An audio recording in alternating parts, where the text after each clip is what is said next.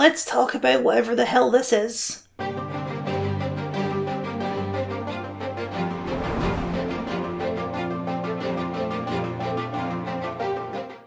A few days ago, NVIDIA, one of those companies that quietly runs the world, introduced their new DLSS model, DLSS 5, which is their newest technology pushing graphical fidelity and becoming the future of gaming and whatever.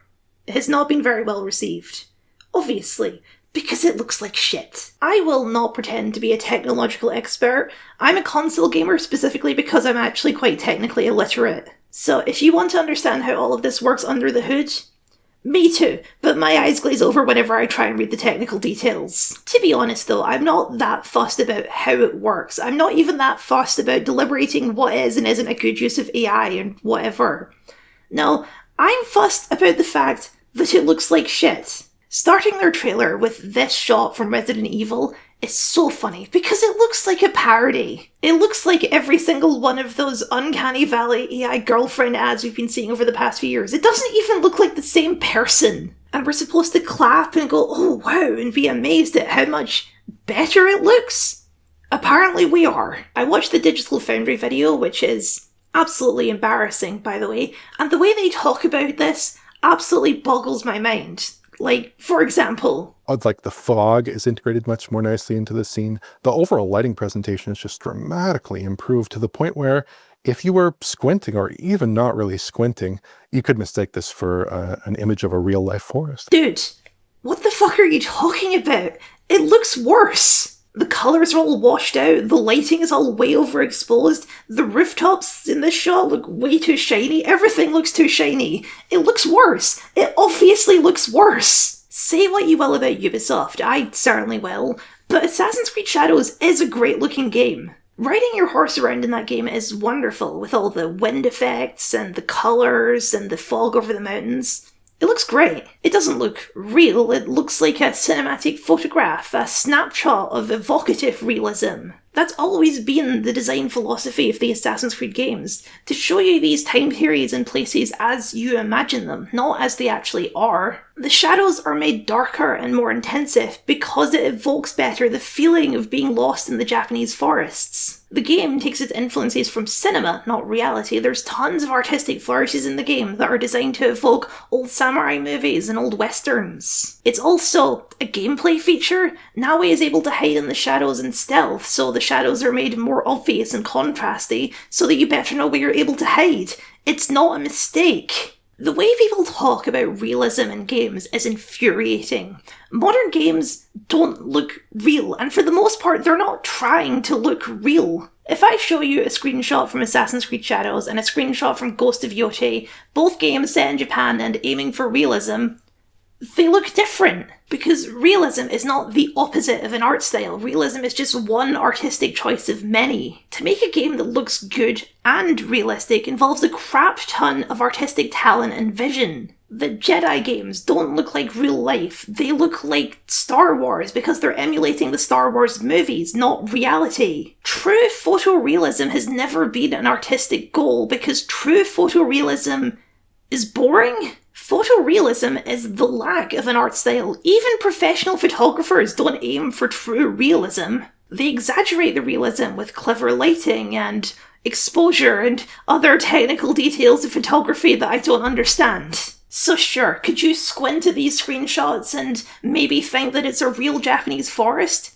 Sure, but Assassin's Creed Shadows looks better than a real Japanese forest. In the same way that the burgers on the McDonald's menu look better than the actual burgers. Because the burgers are not supposed to look real, they're supposed to look good. Just to expand on that a bit more with a fun example, the weird Saudi Arabia free DLC for Assassin's Creed Mirage came with an interesting reward, which was post-processing filters from previous Assassin's Creed games. And if you apply these to Mirage, you can see how much of a difference this kind of stuff makes. Just colour changes, shadow effects, all of this stuff totally changes the vibe of the game. And this is not realism, this is artistry, this is deliberate design to make the game feel more evocative of Greece or Egypt or wherever.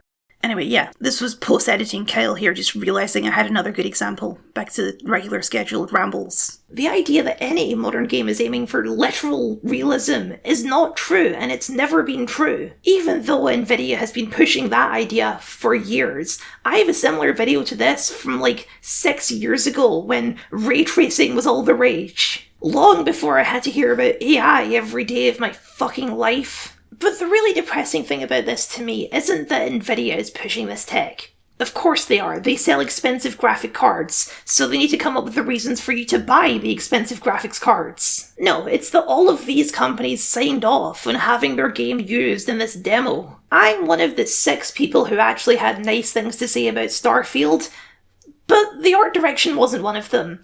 The game looks kinda bad, I won't dispute that. The character models look a bit uncanny valley. The NASA punk art style, I think they called it, is bland and not very evocative. But god damn it was a choice made by the artists. Even more uncanny valley Sarah Morgan here not only looks worse, but spits in the face of the original artistic intention. But Todd Howard doesn't seem to care and will smile through gritty teeth about how this is how the game was always meant to be played.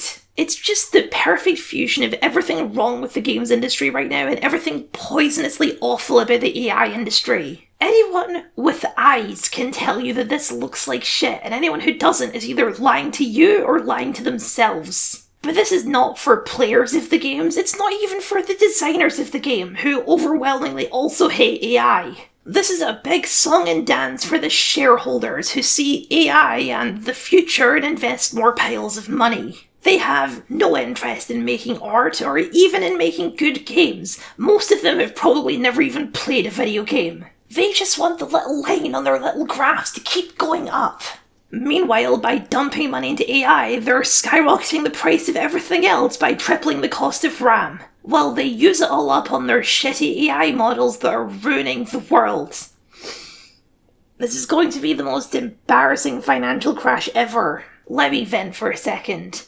I hate the tone of AI discourse so much. It boils my blood the way AI evangelists talk about this stuff. Like, here's a random comment from one of IGN's articles on this story. No matter what anyone says, I will say it again. AI is here to stay. It's being bought and sold and implemented in almost every facet of your life, regardless of how anyone feels about anything. It's especially disruptive to IT professionals like myself. People really dislike change. There was backlash against every single major advancement in every era and age. From coal to oil, from oil to nuclear, from steel to plastic, from trading to paper money to digital currency, spaceflight, internet, civil rights. It goes on and on and on. The only constant in life is that it will change. Confucius states self-improvement and adapting to change is best. Being upset will not change this gravity pull on AI. In fact, you simply lose a seat at the table to help craft the change morally or into a better future. Rage, hate, and anger is simply sideline for capitalist outcomes. Best here to adapt, influence, and think strategically. Folks were angry about frame gen and DLSS upscaling when it came out as well. I hate it so much. I hate this smug sense of superiority when we're talking about this. Is this your future? Is this your future? You're a fucking moron. But see, as someone who participates in the discourse, I'm not allowed to get angry when someone lies to my face, because getting angry and heated weakens your position. I am rattled. I am not applying cold, Confucian logic to the situation.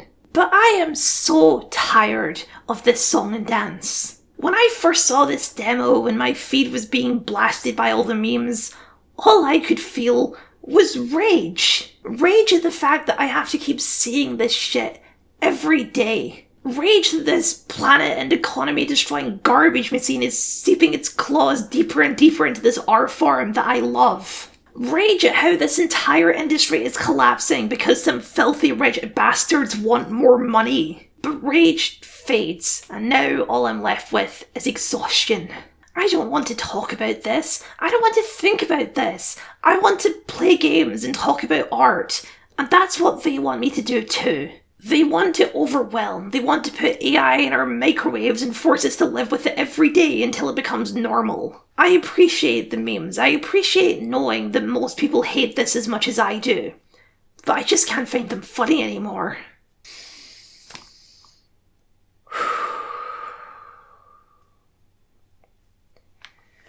Take a break from the scroll. Play one of your favourite games. Remind yourself that there's still tons of passion and creativity and love for this art form. Don't let yourself forget why you're so angry about this in the first place.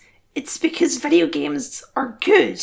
I love games. I'll always love games. And that's what I want to fight for, not destroying something I hate, but saving something I love. See, I can quote philosophers too. That was by Rose Tico. You might have heard of her. Thank you for watching, and a very special thank you to my wonderful patrons for your continued support. Sorry this was such a bummer, I just needed to vent. You could, however, cheer me up by sending me money, or failing that, like, comment, share, subscribe, and ring the bell. Here's another video where I had to vent, and here's a video about a game that I love, because venting is not all that I do, I promise.